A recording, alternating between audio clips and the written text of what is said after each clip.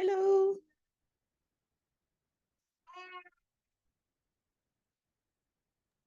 Hello, my dear. How are you?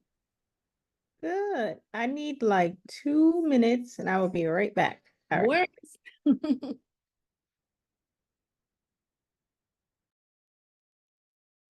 Hello, everyone. I see some of you coming into my early birds. Thank you for joining us. Look like looks like T Shine is also joining us. Hope everyone had a wonderful day and you are having a good evening as well. And I guess to some of you who are on the West Coast, this is still early enough in the afternoon that if you're not having a good day, you can turn it around. Hey, T-Shine. Hey, ma'am.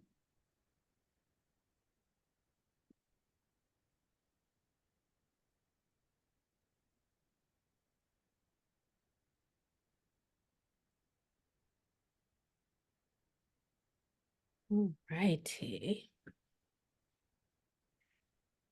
As always, I am excited about tonight's conversation. There are very few conversations that I'm like, why we invite them? So, so I know I always say I'm excited because I really am, because we invite people on purpose, right? And with purpose to educate the group. So it's always something that I'm so interested in myself. Tonight, we are going to talk about franchising. So that's a conversation that we have not had here at all. Actually went back in the Knowledge Center because I thought for a moment we had talked about it maybe like 2.5, 3 years ago.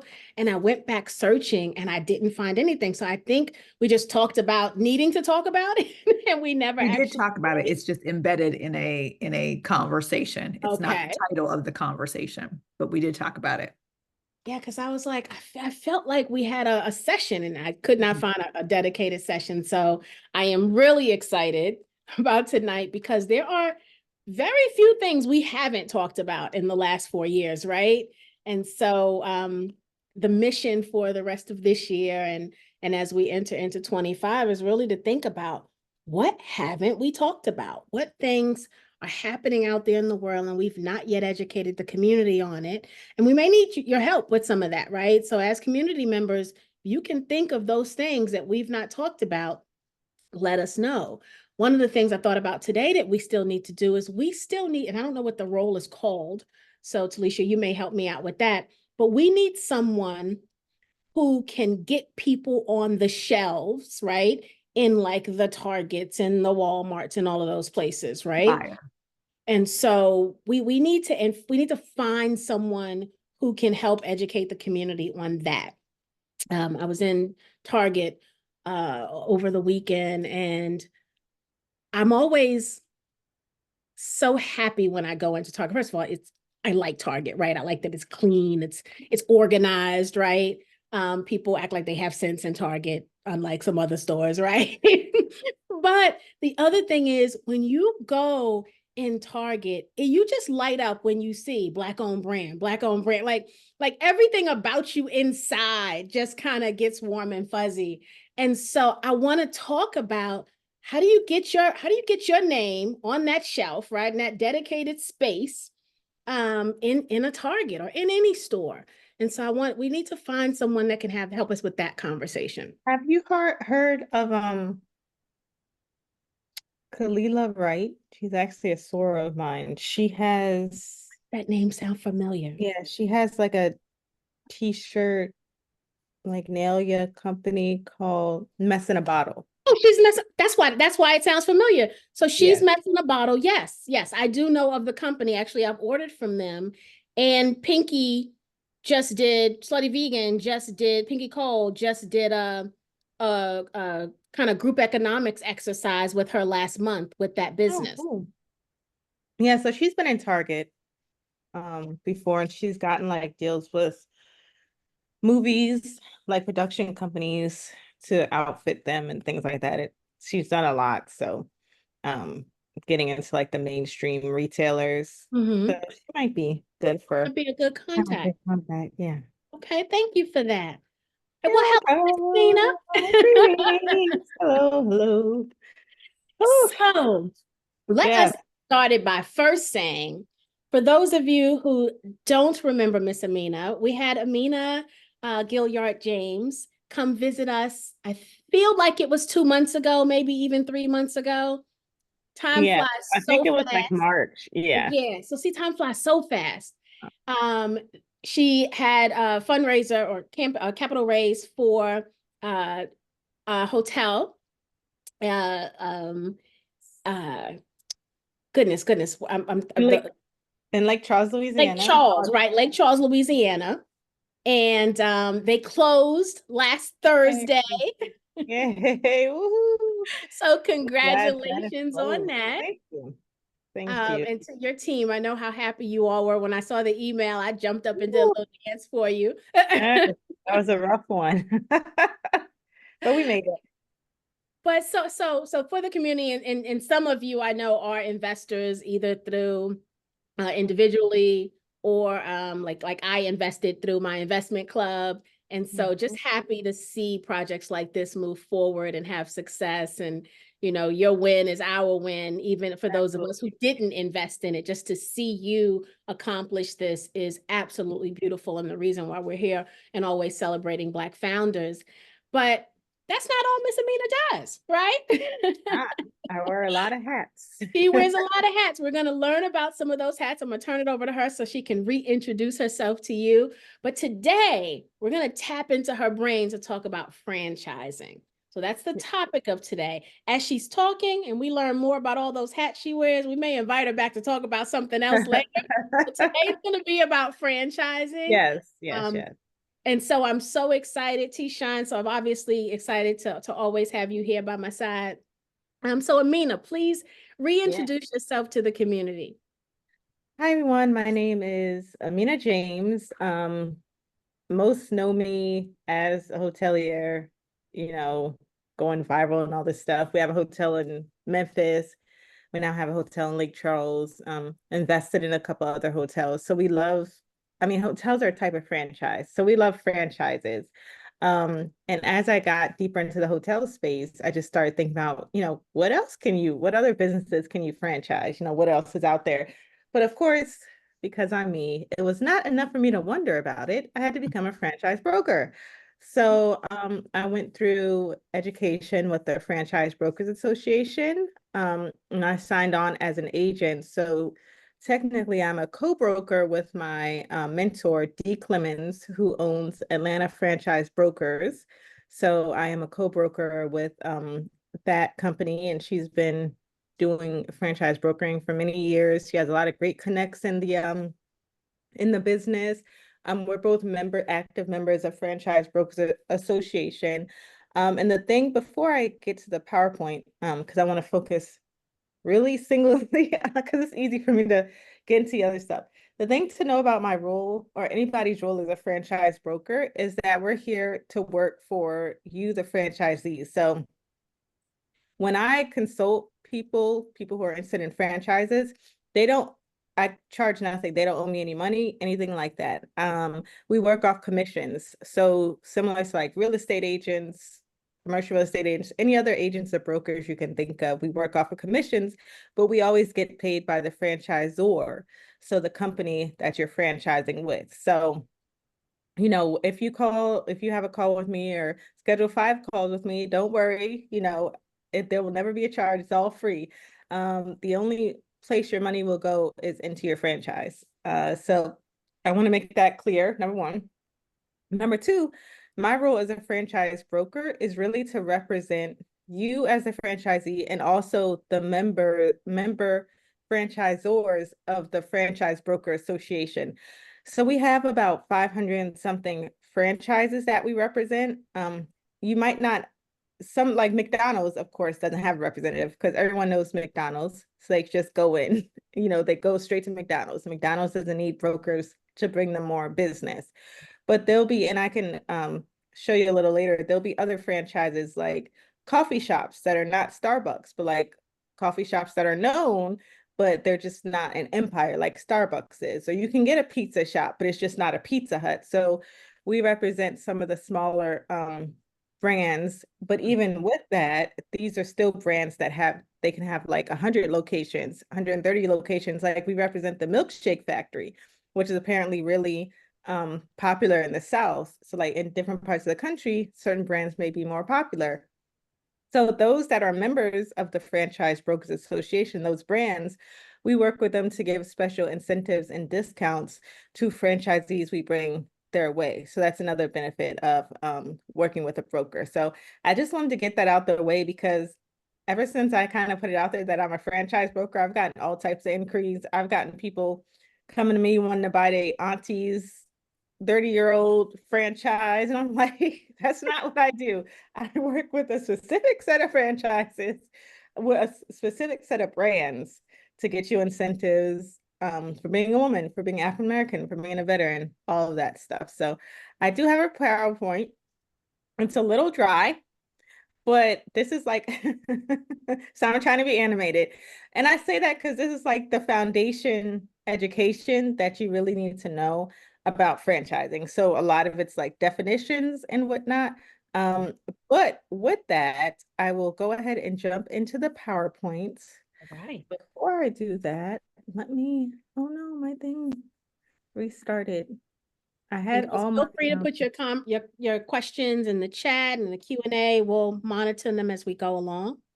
and before I share my PowerPoint, I'm just going to go ahead and uh, sign into my franchise accounts so I can show you, kind of do a demo. Here we go. Do a demo a little later in my presentation of kind of how my consultations work and all the different franchises that we work with. All right. Can everyone see Yes, ma'am. my PowerPoint? Great. So, obviously, all of us, myself included, are about building generational, wealth through different investment opportunities, right? Franchising is one of those, whether you're franchising hotels or something else. So today we're going to learn the basics of franchising. The first key terms I want you to learn is a franchise, that's the brand. So the franchise is the business. The franchisor is the entity responsible for giving you access to that business. So Dunkin' Donuts would be the franchise, but Dunkin' Donuts would also be the franchisor, or the company who operates Dunkin' Donuts or who owns Dunkin' Donuts would be the franchisor. We're going to learn about different funding strategies for franchise investments.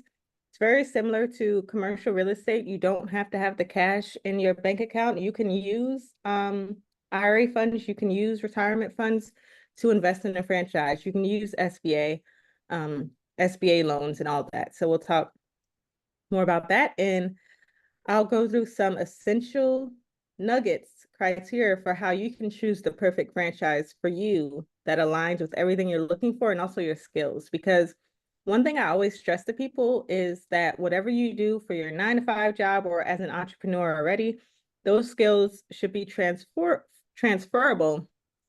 if you are getting into a franchise. Even if you work as a lawyer and you want to, franchise a bakery, that's fine. Like, do you have experience baking or with running a food, business? There should be some skills that transfer. So we'll talk more about that. And please, and you all, Tawana, T Shine, you can stop me at any time if there's questions or anything Okay. like that. Will do. Okay. All right. So, franchise, the legal and commercial relationship between the owner of a trademark, brand, or business model. Franchisor and the individual or company franchisee that is granted the right to operate a business using the franchisor's brand and systems. So what does that mean? A franchise is basically a business in a box. So a franchise is that relationship between you and that person. So you and that brand. So say you are franchising with a lawn care company, which we have some of those brands. The relationship between you, the franchisee, and the franchisor, the lawn care company, is makes up the franchise. I know it's a little bit confusing, but you can just think of the franchise as the brand and your legal relationship to that brand. Franchisor, that's such a hard word to say. That's why we call it ZOR for short. So if you go to any events, you're in the franchise world and you hear people talking about ZORs, ZORs, those are the franchisors. And Okay. that's the company that grants you the franchise rights. Franchises are just companies in a box. You take them up, you wind them up, and you put them into play. And that's basically what the franchisor is giving you. Or, I mean, you have to give them something too, but we'll get to that.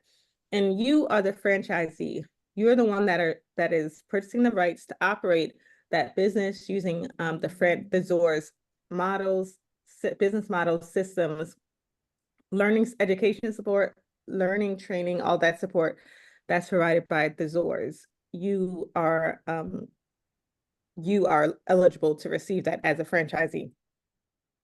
Separate from the franchise, which is, your relationship to that brand, is the franchise agreement, which is the legally binding contract between the ZORs and you. So we'll have everything laid out in the franchise agreement: royalty fees, territory, which area you operate in, and then how far around your shop or your if it's not a brick and mortar, your at-home based business is protected.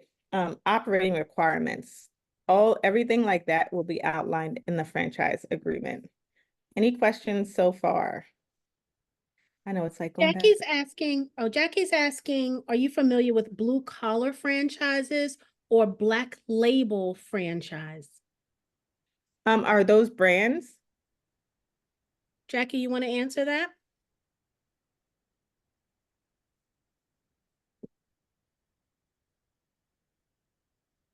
If those are brands, let's save our brand questions to the end, because I'm going to go into our franchise listing system and I can search for franchises in real time.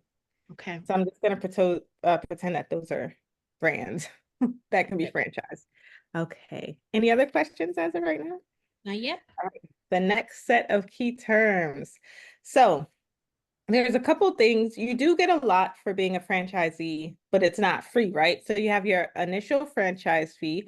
And when we go into the system, I'll kind of show how all that information is laid out for my information as a broker and for your information as the potential franchisee. So you have that initial fee that you pay up front for the right to operate the franchise business. It covers your training, support, and access to the systems and intellectual property, like we discussed already. Now, this franchise fee really depends on the type of franchise. It could be I've seen franchise fees between $20,000 and $1 million. Like it really just, I'll say 25K and $1 million. Like it really just depends. Are you doing a home inspection business? Are you doing a daycare? Are you doing a coffee shop, or are you doing a senior living facility? Like there's a lot that goes into how expensive a franchise is. So on top of that initial fee, which is a one-time fee, you also do have to pay royalty fees. And it's like this in hotels also, or any franchise that you get into, you will have to pay a percentage of your gross sales to the ZOR, to the franchisor. And it's just an ongoing percentage for operating through their business model and using their brand. Now, I didn't add this key term, but I, as a franchise broker, also cover something called business opportunities, and also known as biz ops. Biz ops are like the cousin of franchises, so that's why we kind of like throw them together. But biz ops is a business in a box, but you just pay a one-time fee and you kind of go off on your own. You're responsible for everything after that. Like you might get some initial training, but that's a biz op. And the best example of a biz op that I always give people is vending machines. Like we have vending machine franchises that you can franchise with through us as the broker, but it's just that there's no royalty fees. You pay the initial franchise fee and that's it. Like it's not actually a franchise, it's a business opportunity. So that could be what I come back and talk about tomorrow. Okay, so we went over Absolutely. royalties. Yes, and then there's the franchise disclosure document. This is FDD. This is across all franchises as well.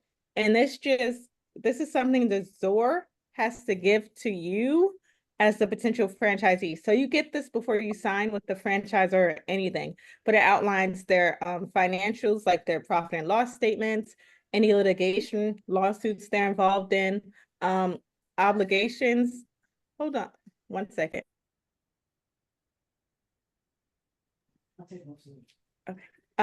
Any lawsuits they may be involved in, other obligations that you have as a franchisee, and other details that are important. So again, you get this, usually what happens is before the franchisor can engage you in a franchise agreement, you have to sign the FDD in a certain amount of time before.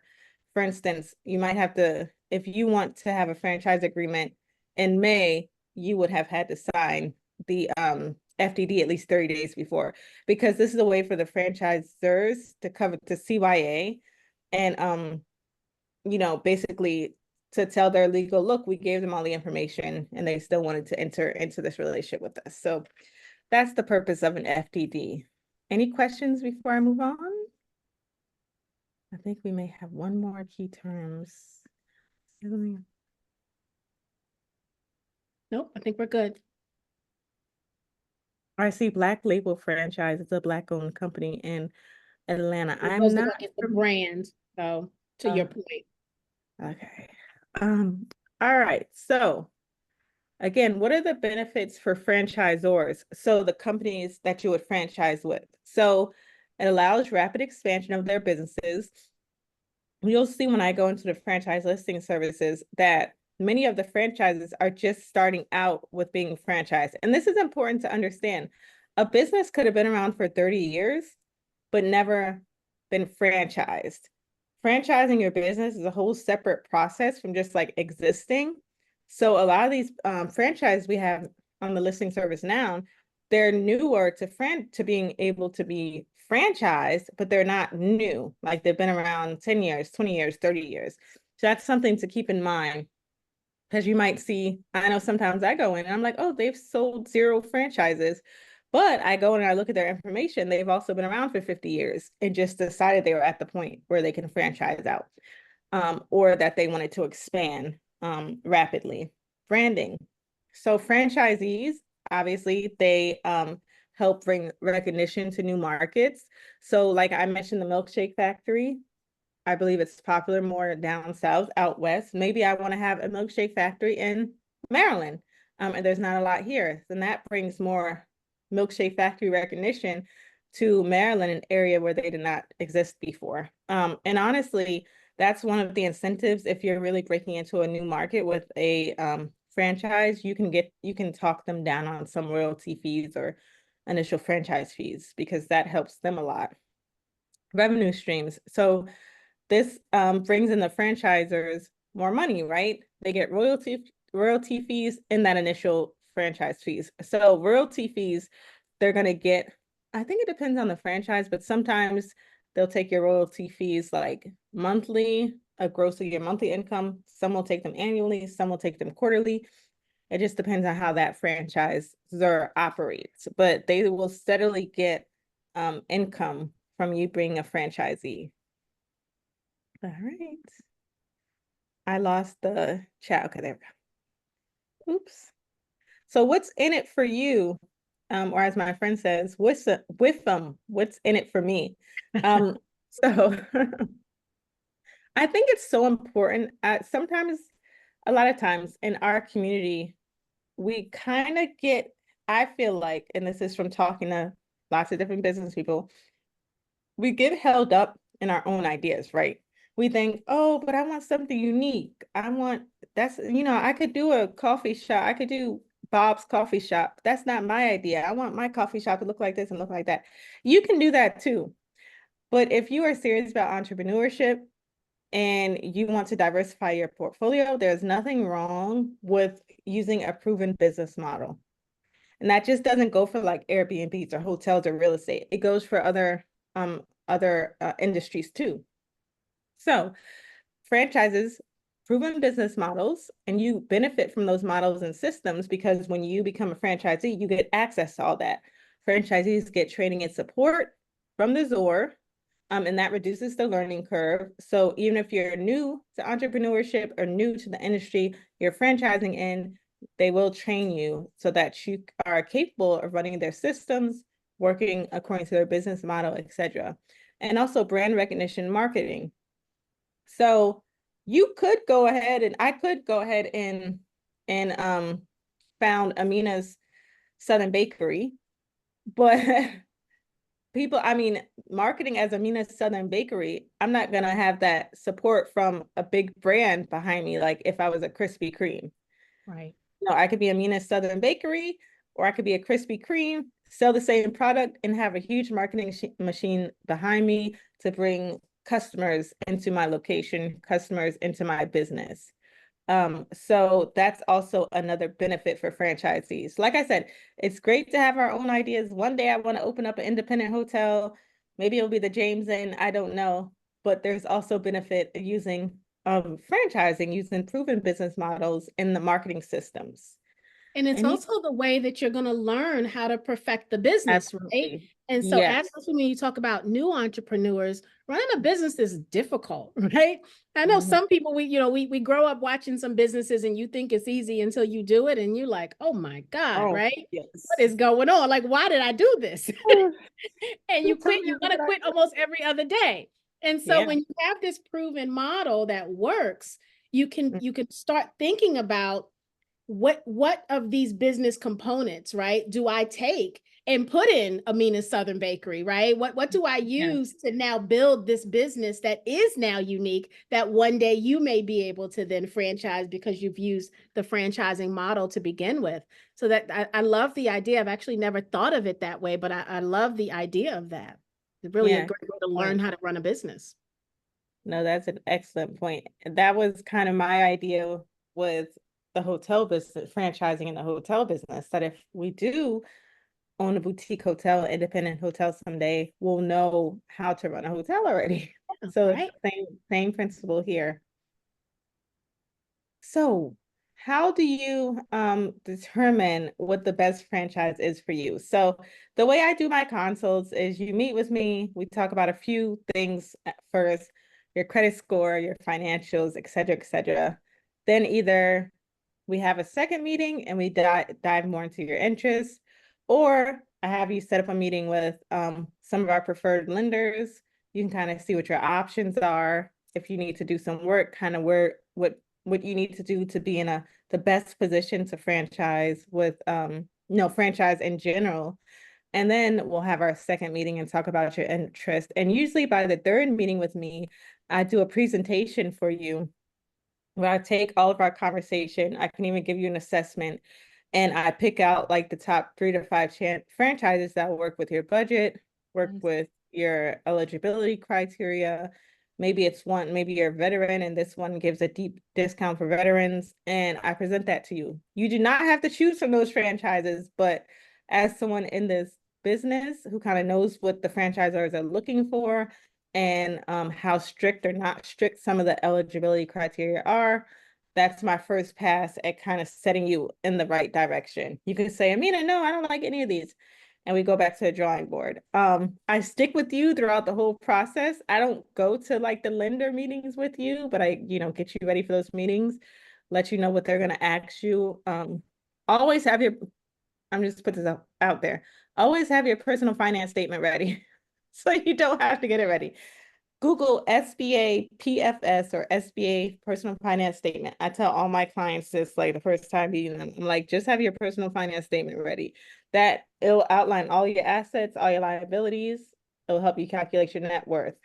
That is a starting point of getting into a lot of businesses, including franchises. So always have that ready. And then I go with you and to meet franchisors virtually, or sometimes they have what they call Discovery Day, where the franchisor will invite you to their headquarters So you kind of see like their operations and meet their CEO or other executives in the business.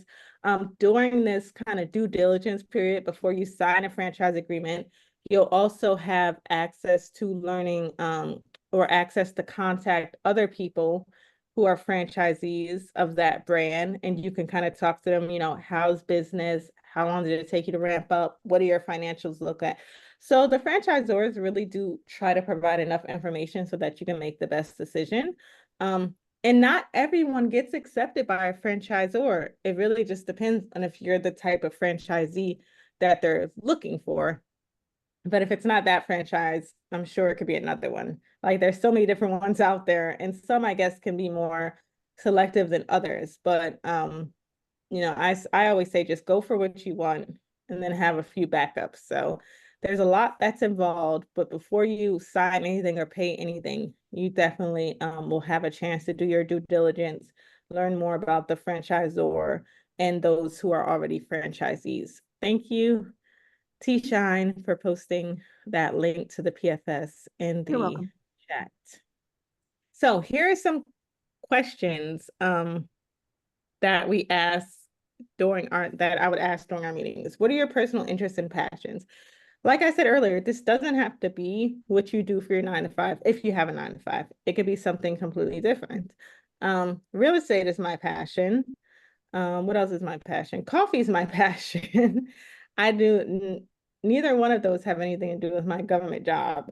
So these would be things that, because especially if you'll kind of, when I go through the franchise listing service, I'll explain. But some franchises are considered like empires because they have like 500 or more locations. Some are considered startups because they only have like 2 locations open. So you really have to understand like if you have a passion for that, because if it's like a startup franchise and you don't have a passion for it, you're going to be miserable. Mm. That goes into the second point too. How much time and effort am I willing to invest in a franchise? So when we go to the list, you'll see like the one you chose might only have 2 locations open up, excuse me, and that's more of a startup. So you play a more active role in helping that franchisor refine their business practices and their models, et cetera, because you're one of like 3 franchisees that exist. And also you have to understand that there's no fully passive franchises. Right. There's active and semi-passive, and then most are semi-passive after a year of you really being involved in the business. So there's no fully passive franchises. So this is not, something to get into if you're looking just for passive income. Some business opportunities we have, yes, like with the vending machines, you just place the vending machine where it needs to go. But even with that, you still have to be involved in restocking and fixing vending machines if they broke. So none of these franchises or business ops are completely passive. So you do have to know your budget. And also, well, one thing on budget. So like I said, the range of the initial franchise fees they vary, but remember that you have your initial franchise fee and then you have your initial investment into the franchise. And these things can be covered in part by loans. So if a franchise fee is 25K and the initial investment is 100K, you don't have to come out of pocket 125K usually. These are things that if you're eligible to get a loan for that franchise, you can do that. The necessary skills and experience. So depending on the franchise you're interested in, that franchisor will have certain qualifications, and they're not just financial. Like they'll have net worth and credit score criteria, but they may also have like background in accounting or background in business, depending on what type of franchise it is. Like there's some tax prep franchises.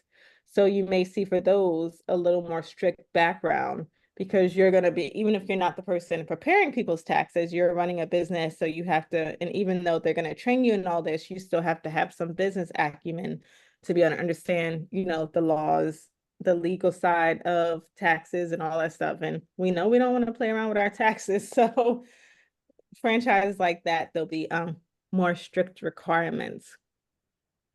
The level of support and training provided by the franchisor varies depending on the brand.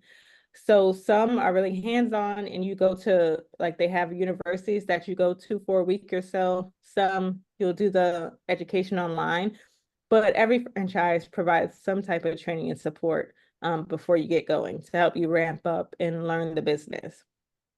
So the ongoing fees for um, a franchise are really the royalty payments, but it's important to understand that you're still running a business.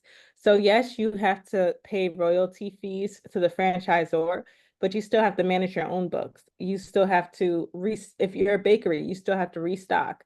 You still have to set prices. You still have to make sure that you have enough operating cash to keep your business running. So this isn't like you pay a franchise fee, you pay your initial investment in, you have, you know, nothing, no other expenses. Another important thing to remember is so there are home-based franchises and there's brick and mortar. Coffee shop example again. If you want to do a coffee shop, you have to work with the franchisor to find a suitable space and you're responsible for that lease. Or if you buy the space, if that's what you want to do. So that's not something that's like it might be calculated in your initial investment, but that's an ongoing cost you're going to have, over the months or over the years. That's not covered by anything else. So it's still an operating business. And while you are licensing the models, the systems, there's still all the other costs that are associated. Yes, I wouldn't say that franchisors offer built-in customer base. Well, I mean, yes, because let's take Starbucks as an example. You have a Starbucks card, you have loyalty points, you have all that. So you're always going to try, if you're a diehard Starbucks fan and you have the card and you're getting points, you're always going to go to Starbucks. So yes, there's things like that, loyalty, rewards, etc. And franchisors do help you with marketing strategies. So that's part of their proven business model and systems. They do help you with that. Any questions? And the power of brand recognition, right? I mean, that's going to bring customers to you to some extent just because of the brand name, right? If I, like you said, if I love a Krispy Kreme donut over a Dunkin' donut, I'm going to find the Krispy Kreme in the neighborhood I'm in. And if you're the owner of that, you benefit from my craving, right? I love Krispy Kreme. But I also think that there's a way that they also promote the new franchise itself. So they kind of do the marketing for you as well. So they'll say, I see it all the time on Instagram, or they'll say, oh, our latest location in wherever, because we've had 2 of them just open. We had a Wawa open and Buc-ee's is coming. So they're telling everybody about it like already. So it's building that hype for the franchise to open. Where are you at? Where are you located? I'm located in Savannah, Georgia. I was about to say Buc-ee's. That sounds Georgia. It's Southern. Yes, it is. Yeah. Yeah. We actually just got a Buc-ee's not too far from here. It is really? It is the best. We were heading to Atlanta a couple of weeks ago, and I think we were just like 40 minutes from home and we saw Buc-ee's. It was like, wait a minute, where'd that come from? Yeah, we always pass it on the way, like when we drive from Atlanta to Albany, Georgia, to visit New Orleans family, but we haven't stopped yet. I just see it online. But, it's the best. You got to step in at least once. It's so organized. All of their snacks are like branded, their snacks. They've got the best brisket sandwich ever. Like it is cleanest restrooms. Like everything about Buc-ee's is amazing. It is a little expensive, but they do also pay their staff amazingly. I think their managers make like 160 grand for a gas station manager. Like, yes. Like they're not playing. They are not playing. But it's a part of their whole, again, it's a part of their franchise. It is their whole business model and it works. And that's why I think the hype is just like I said, it's not even, they haven't even broken ground. It's just like, it's coming and everybody is already excited. I'm like, it's not even a plot yet. It's just some sign in some random area. I don't even know where it's going to be, but it's that. And when the Wawa's opened, it was the exact same thing. It was a very strong push. Weeks and months beforehand. And then, the hype happened as soon as it was launched. Yeah, I'm a Sheetz girl, but sounds like I might have to give Buc-ee's a try. You definitely do. Oh, that's a great point. So if there's no other, let me see what's next. Oh, we're going to talk about funding next. But what other questions do we have before No See what questions you yet know. showing. Guys, Eh, don't be shy if you've got any. don't be shy. Let me see. Okay. So funding, pretty simple. Self-funding, of course, if you have the cash in the bank, you could use that to put down your initial franchise fee and invest in your franchise. Traditional bank loans are an option, SBA loans. So you can do an SBA 7A as an option, and that will get you up to 5 million, I think. And which is more than enough for any of these franchises that we represent. Or you can, I believe you can also do a 504, an SBA 504 if you're going to be building out a location, which of course will be a little more expensive, but you get special incentives for, building out, and that's why that's the 504 mechanism. There's franchise financing companies. So this is like more like private lending, so not a traditional bank. And someone might go to them if like just any other reason you might go to a private lender instead of a traditional bank. Your credit score is not where you want it to be, or you don't have cash or access to the cash, or you need a little different terms than what a traditional bank would offer. Um, Now, I'm not endorsing any of these options. I'm just saying these are different ways to pull out cash to fund your franchise. Home equity loans. Some people do crowdfunding. So just like I crowdfunded for part of our hotel down payment, you could crowdfund for your franchise. People who own franchises do have investors. Like I don't hear a lot about people who just go and invest in a franchise without partners or investors. So it would work just like any other investment. You have a franchise, you give $10,000, you get $15,000, you own a piece of that franchise, just like any other investment. Franchisor funding. So what I was talking about earlier, like the franchisor, depending on what initiatives they have, maybe they have 500 locations and not one Black franchisee. They're looking for a Black franchisee. So you might get some financing through that. You might get some deep discounts on franchise fees. That's why it's so important to go through a broker, especially because it's free, but they know where deals are. Mhm. I mentioned retirement funds, so your IRA, your TSP, all of that, you can put that into like use a company and put that into an EQRP or a self-directed IRA and invest in your franchise that way. Bootstrapping with your family and friends. Same thing as having, investors, or maybe they just want to give you the money for free milkshakes. Who knows? But it never hurts to start with the family and friends. And grants and incentives. So we talked about incentives from the franchisor, but you can also get grants from the community. Maybe there's no senior care facility in your community, and there's an RFP by the city. They're like, we want someone to open a senior care facility or a daycare for kids 0 to 3 years. You could actually franchise a senior care facility or a daycare, but get funding support from the city. So it's almost like a public-private partnership. Not quite, because you don't have to pay the money back. That's free grant money just for starting this business. And you can use that money to put into your business, whether it be, your first month's rent or your initial franchise fee or whatever it is. So just some different ways that you can get up the money, and think about not only like the things we usually think about, like, oh, let me use my retirement and take it out of the bank. Like go to your city and see what kind of businesses they're looking for. What's the new development in your area? Maybe T Shine just said there's a Buc-ee's coming. Maybe Mhm. somebody like they decide they wanted to franchise a Buc-ee's, or maybe someone in City Hall was like, we really need a big franchise here to bring attention to this neighborhood. And somebody heard that and they got 50K to open a business, and they decided to franchise Buc-ee's. Like, you never know. It's the same thing with, commercial real estate. There's all types of, they call them opportunity zones. Those don't just go for like businesses like hotels. Those go for other businesses too, where you might have to build out a building or a space. So it's very important to always ask what your city is up to.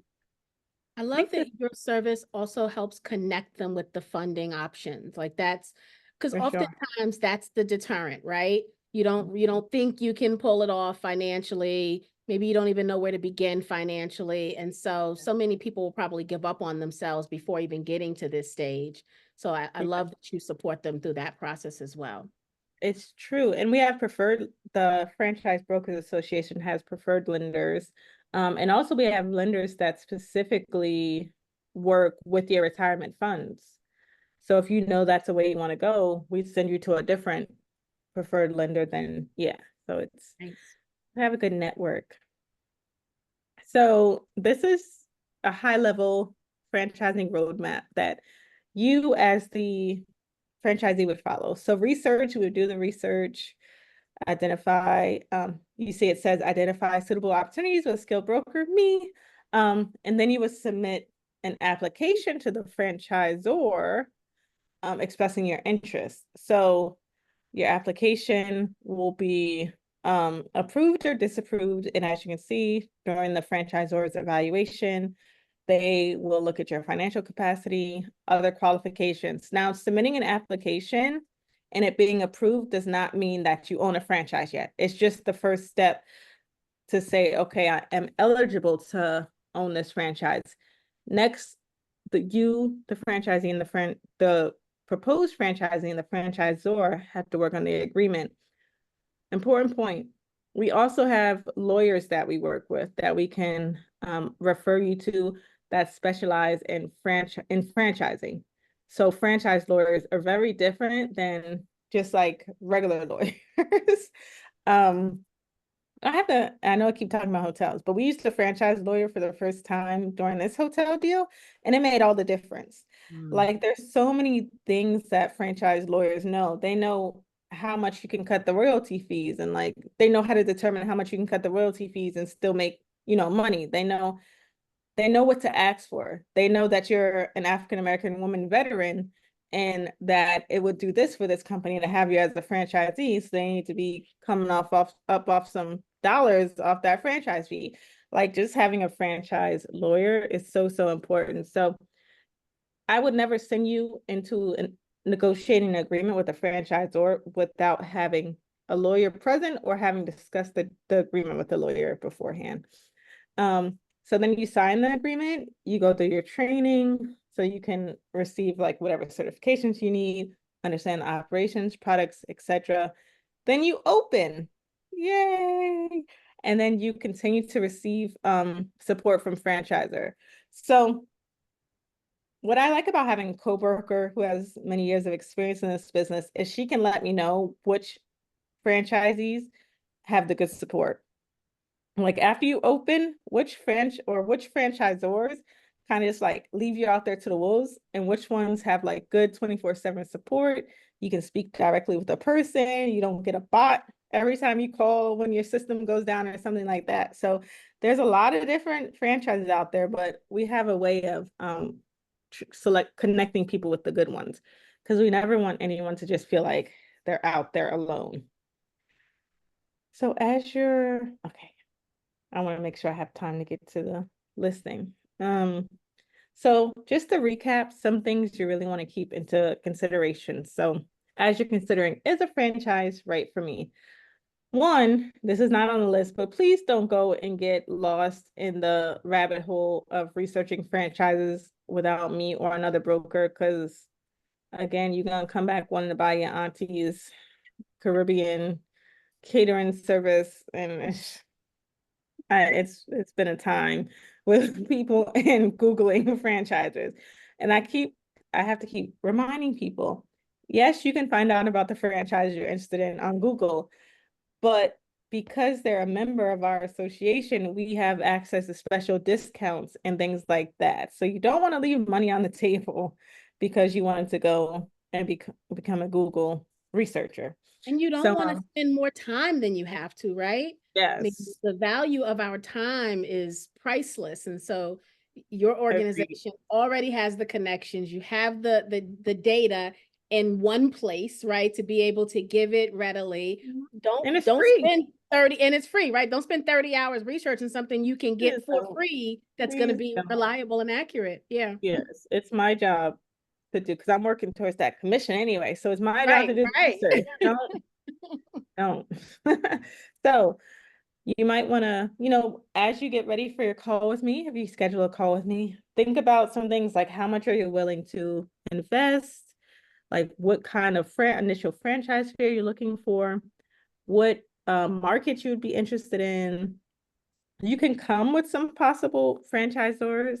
That's fine. I also prefer that people come with industries they're interested in. So when we meet, it's fine because I know this is new to a lot of people. So I've had people come and they be like, well, I wanna own a gym. Yeah, Pilates studio, but I also like coffee. So coffee shop. But then I also want to do that Mexican restaurant. But then there's a pizza shop. But then there's like a daycare. I was thinking about a daycare. And then, oh, there's a mailing thing where I could mail. So that's fine because I know this is new to a lot of people. But definitely spend some time understanding. I mean, it's fun, right? To be like, oh, I could own like literally any type of business. But then we have to come back down to earth and be like, okay, we actually have to operate this business. I don't know about y'all, but I'm not trying to operate a daycare. I have my hands full enough with my 11-month-old. And while I might not be working in the daycare, I'm still the owner. So I'm hiring people. I'm firing people. I have to make payroll. So I have to deal with all the state requirements for being in a daycare, all the legal requirements, all of that, all the what's the inspection people, like all of that. And So you because you have to hire and fire, you may not hire, you may fire faster than you can rehire, right? And you may very yeah, well be gotta deal working in with the staffing. business. Exactly.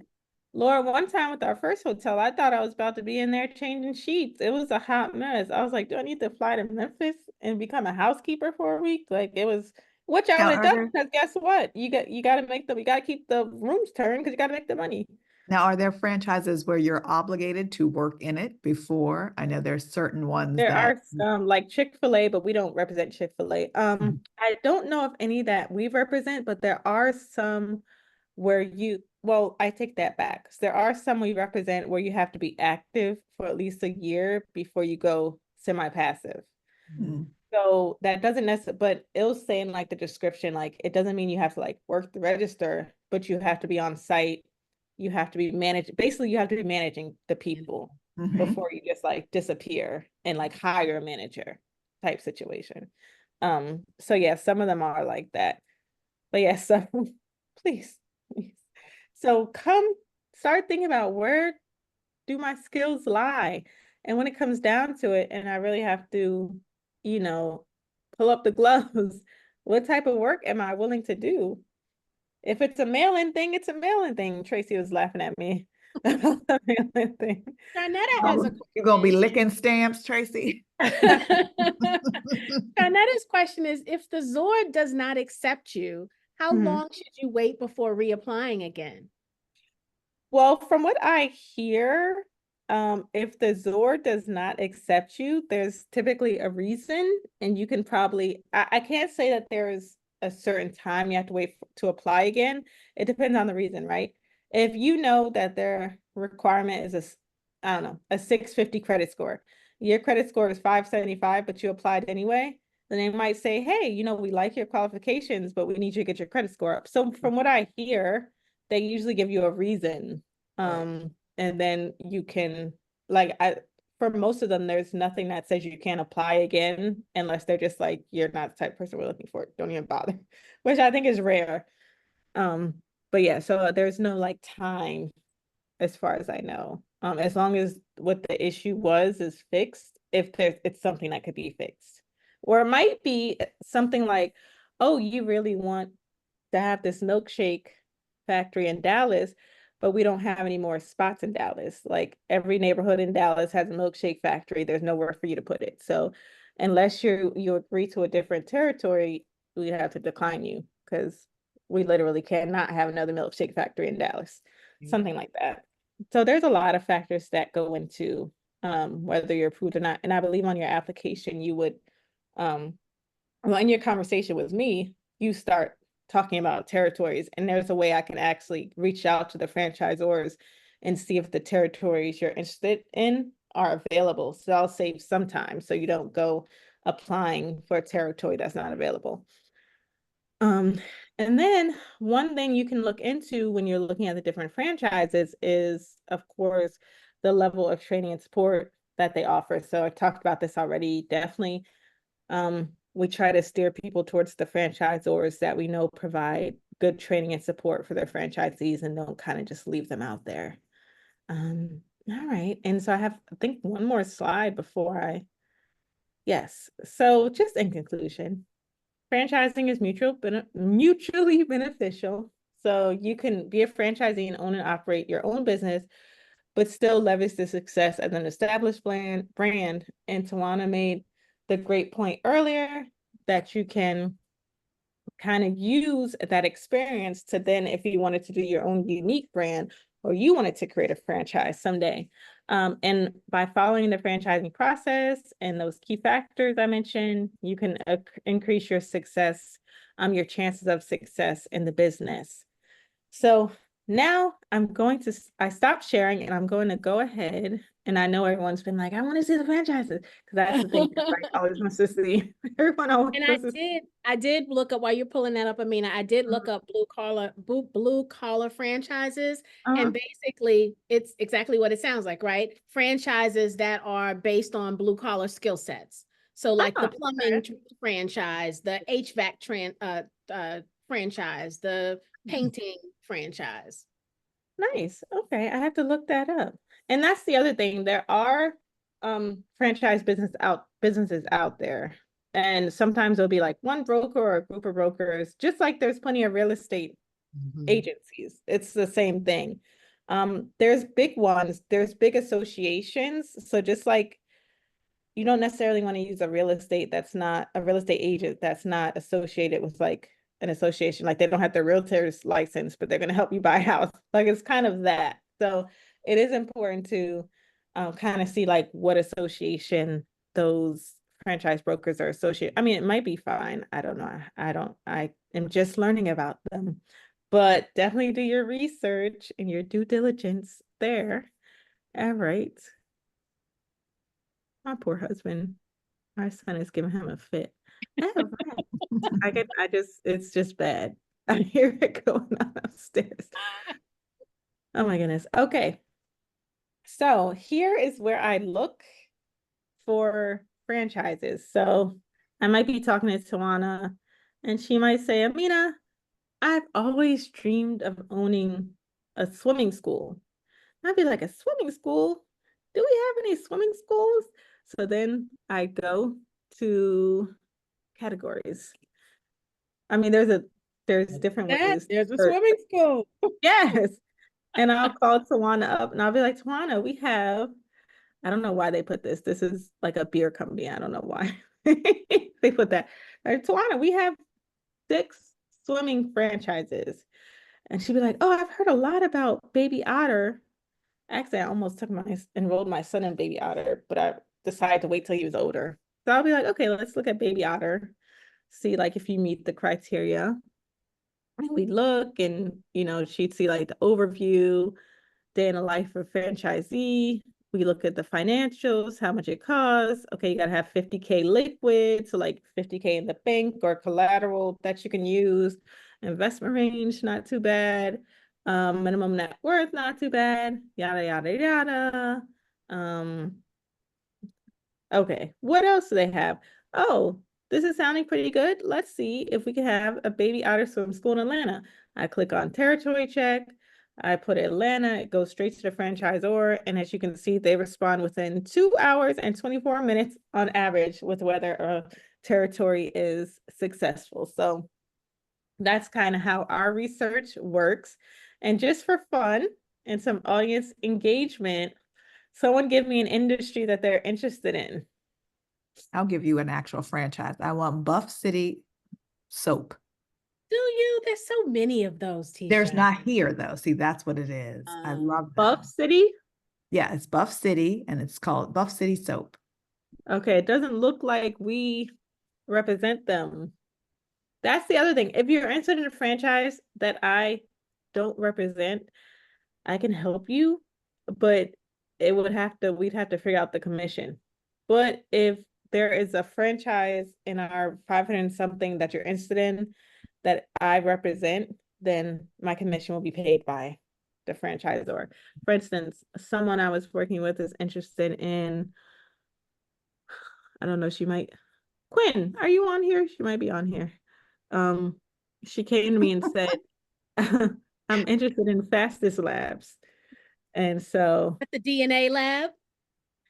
yes, it's a Mhm. non-medical testing lab. Yes. But we actually, it was funny when I was talking with her because um she didn't realize that we had more than one. So we also represent ArcPoint Labs, which is another non-medical testing. So they do drug, alcohol, DNA, and other like wellness labs. So Yeah, and I that's just read one. an So article about this field, the labs. I'm thinking about it myself because I'm like, not too bad.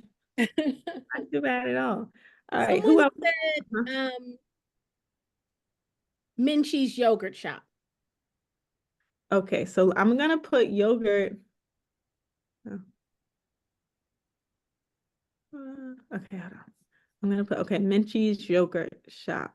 Okay, I'm gonna search for Minchie's. Oh, It's there. look, y'all, Minchie's, Minchie's. I have never heard of this place, so I love when people ask for one and it's here. I feel like so happy. It's one of Minchie's. those you can like put different toppings on your yogurt, like Now, this one does, it says that it's out of active, so I'm not sure. Um, oh yeah, see, an independent commission agreement is required for this concept. So I guess it used to be a member of FB, so I could still help the person, but it would be a different commission structure. But I guess they used to be a member of the association, but now they're not. But they still have a lot of information here. They have They've been around since 2007. They have, let me go back and see. So when you look at, okay, let me go to yogurt. When you look at, so here's the other thing I learned, or I love. And if you didn't put in Menchie's and you're just like, okay, Menchie's is what I know, but I really just want a yogurt shop. So what are the other options? You just put in yogurt and you get the other options. And you can see here like Go Greek, they haven't sold any franchises, but if we go in, we can see that they have been around since for over 10 years. interesting. And yeah, I'm guessing they just began franchising. Or it can be like, I really want a pizza shop, or Let's Go Coffee. I really want a coffee shop, but I don't know like any particular brand. And what we have Lot plenty of of those. Yeah, the coffee is yeah, popular. coffee, tea, Snowball's got in here somehow, matcha tea, the donuts, because coffee and donuts. Yeah, so lots of options. So you might come and talk to me thinking you want one thing, but then you might be like, forget Menchie's. What about Go Greek? That seems like what's happening now. And you might get that. So yeah, lots of options. And it's Nice. fun. Even if you don't do a franchise for until 5 years from now, it's kind of fun to get started thinking about it. Very good. always How thought about it. can you're gonna start now? I mean, that's a list of mine. I've always wanted to own a franchise, and I always Hey, like the ones that I go to. So that's like, I like, 9 Round Gym. It was a franchise. I knew it was a That franchise would because be a really good one for you. yeah, Especially because they it's all like my close favorite or place. just some of them. Only the ones that, I mean, COVID it closed a few of them. They're still open somewhere. There was Oh, they one still here. the chain still exists. Yeah, That would be a really good one for you to 9 rounds. yeah, that would be Tammy, I my if don't you're see you asking selling for the soap all website, day. I don't see that. I like the store. Again, I would just work in it until I could hold it over, but I like the store. I truly enjoy everything about that store. And I would work in that store. Like she said, I would put in the time and the energy, I would make it, I would do all the stuff, but then at some point I would want to be removed from that. But I just like that idea. guess what? We represent 9 Round Fitness. Oh, hey, I'm I calling. just pulled it up. And I think now someone's asking, who was it Tammy, I think, was asking what the website was. If you're talking about the website I was searching, that's my broker website. Your broker website. Yeah. Yeah, we have access. Mhm. Yeah, it's But nice. but Tammy, you can get access to that if you reach out to Amina. If you're Yeah. really interested in this and you reach out. So that's the next thing I was going to ask Amina to share her contact information, because we're going Yes. to keep shining now 9 rounds. We're going to all be her crowdfunding investors. And she gonna run that business Yay, by let's herself. do But But it. there was one up the street that was closed. As I said, I think it closed because of the pandemic, but it was literally right up the street because when I used Google Maps when I moved here, that's what I was looking for. And so I was driving around reckless, like, where is it? And then like I used Google Maps to like show me where it was. And then it's like I'm at the place, but there's no sign. So I'm like, it was here. So that means I need to revive it. Yay. And that could actually listen, we can make this happen. Yeah. Because if the I mean, yeah, we have a lot to talk about. Because if the location's already there, you could just Exactly. I'm like, I Like just with want to Alex, literally, yeah, just start it already again. moved, Whoever we'll was do it, yeah, there. you And it's in start it the up perfect again. location. It's right. I mean, and there's no kind of gym like that in this area where I live. So that's another Ooh. I was like, because it's perfect in It all sounds like it was probably popular before COVID. I So probably was. It was just unfortunate where that everybody closed. yeah. I went to one who was owned by, she had 2 of them. The owner had 2 different locations and had to close one just because of the cost, but she tried to keep the last one kind of open with a kind of Mhm. skeleton crew. But those are those kind of things you think of too, like when these things happen, how are you going to sustain your business? Yep. It's still a business, Mhm. franchise or not. Yep. So Yeah, yep. if you guys remember I think there was maybe a couple of months ago, I posted a couple of videos on the gentleman who had bought the Subway franchise. Remember that video I Oh, posted? And mhm. he showed like a couple, he had to eventually take them down because it was against the rules, but he was showing how he didn't make any money for like the first few months. He was working like 16-hour days, right? Trying to make it happen. When he, you talk about paying someone else, maybe $9-10 an hour versus you working in there for 16 hours, how you're not really making any money. So you have to think about all of those things. Which is why I love the idea of a franchise, because those are all things you can talk to other franchise owners and really, right? He shouldn't have been surprised by that. In my mind, he should have been talking to people, understanding what is the time commitment that's necessary. What are all the what ifs, right? That may happen that you need to mitigate and think about now. So I And like it. Don't give me another project. I don't need another project, but I like the idea of getting you. Well, we'll be in Morocco together for a week, so I have no doubt that by the time we leave Morocco, Tawana This is gonna be a conversation. you'll be investing in a franchise, even if it's T Shine. Somebody is leaving there with a franchise. I mean, to me, I'm this is actually working on all the investment opportunities for the Morocco retreat. Amina is coming with us Yes, to I Morocco will be for the there. retreat. Yes. And so I am pulling together the exclusive stuff. Oh, This awesome. something. I love the whole idea of it. Now, how do you become a broker? That would be my question. How did you become a Yes. franchise So broker? there's a couple of associations out there, like there's Franchise Brokers Association, which is FBA, which I'm with, and then I think there's Franchise Brokers of America or something. I don't know. But I had to go with FBA because I met Dee Clemens actually because she's trying to become a hotel owner. So we met on that wavelength. And then she was like, oh, I sell franchises. And I'm like, what? So basically you just go to the FBA's training institute. They have a separate training institute. It's the program's a few months long, and then you go in person for a week. And by the end of it, you're certified in all of the like laws, because laws for franchising are differ by state and all that stuff. And that's really it. It's like getting a real estate license. So, but the education for now, I will say the franchise broker community or industry still has a long way to go. Like it's still chopped up and there aren't like standards. That's why I tell people be very careful. Um, they're working together to try to like everyone get on the same page now. But so you just want to work with association or broker who's like transparent. Like I can give you the here, let me actually that's a good idea. Let me give you the Franchise Brokers Association website, because they'll post articles on there about franchising, like anything that happens with like laws in franchising, they'll post articles about it. And so and it's so funny. So the tagline of the FBA is good franchises. They want to represent good franchises, not ones that are like taking advantage of people or just like taking people's money and blah, blah, blah, blah.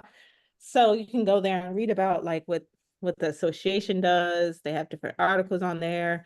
You can find brokers. You can learn how to become a broker on there. They have webinars, blog, like all types of stuff. Very, very good. Thank you. Before we say goodnight, I am curious, if T-Shine opened a 9 rounds, how many of us would be willing to invest in I that? definitely She's already. Yeah.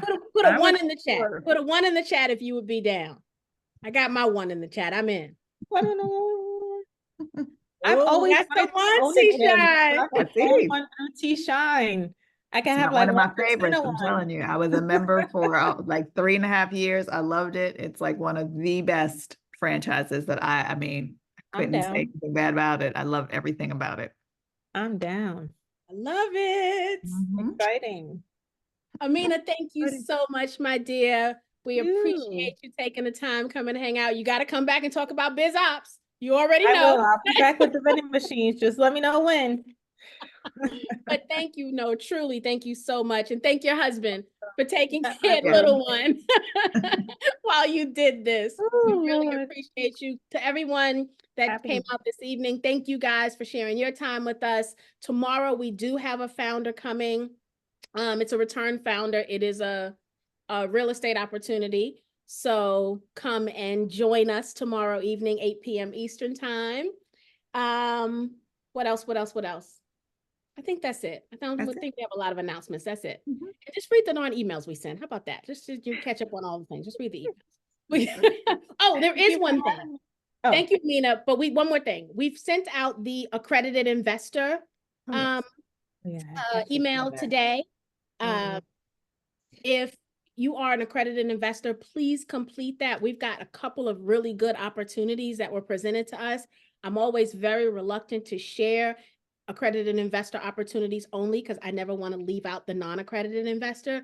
But more and more opportunities are coming that now I don't feel good about not telling the accredited investors about, right? And so I don't want to leave anyone out, but I want to be able to target the accredited investor membership body to be able to give them these opportunities. So please, if you are, go ahead and fill out that Google form that we sent and get that back to us so that we can open up a new world of investing to you. We're looking at Broadway investing, which is an amazing thing. We've got like 5 deals on the table right now. One of them is Othello that Denzel is going to be in. There's a lot of other ones. So we got a great connection to this Broadway investing thing. So that's one situation. And then we've got another real estate opportunity. We also have an opportunity with the stock exchange guys that came the other day. So I don't want us to leave these deals on the table without talking about them. So I just want to talk about them directly to the people who will be eligible for them, because I don't want anyone not eligible just to feel like, I don't want you to be feel defeated by it, right? Like, here's one more thing you're not eligible to get. We'll talk about some of them because I also want you to be motivated and inspired to get to that point so that you can participate. So there'll be a good balance of that though. But bottom line is, look at your emails, read them, and follow through as we need you to. With that said, I'm going to say good evening. Thank you again, ladies. Thank you for everybody that joined us. We will see many of you tomorrow, I hope, and we'll see everybody else next week. Be safe. Have a Be great blessed. evening, everyone. Love you guys. Bye-bye. Bye.